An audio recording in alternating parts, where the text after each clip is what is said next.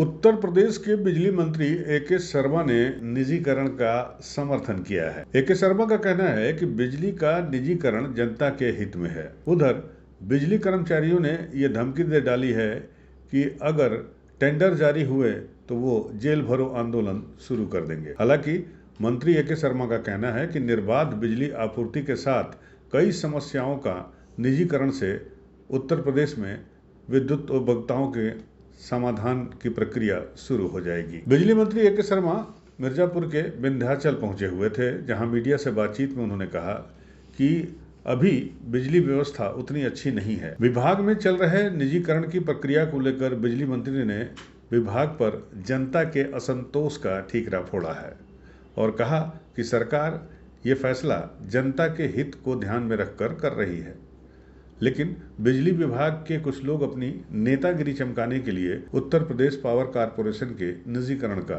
विरोध कर रहे हैं।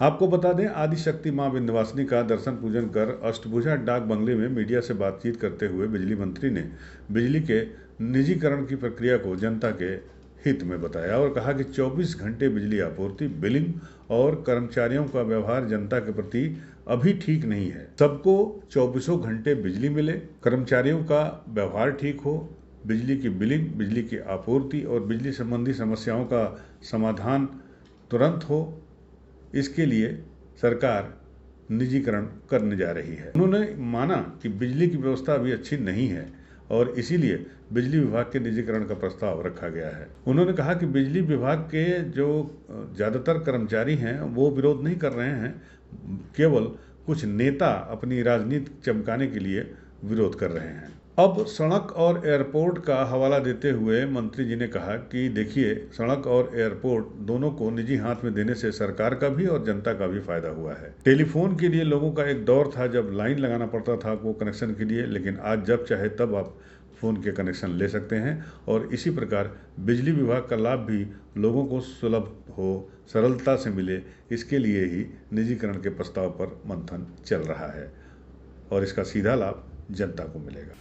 अब ये एक बहुत बड़ा सवाल आपने पूछ दिया। आज मैं दर्शन पूजन के लिए आया था। सर, आपके पास बिजली विभाग के निजीकरण की आवश्यकता इसलिए है, अभी माननीय प्रतिनिधि लोग हमारे साथ कमरे में बैठे थे। आप भी एक नागरिक के रूप में आप भी मानते होंगे कि जितनी अच्छी व्यवस्था बिजली की होनी चाहिए उतनी नहीं है।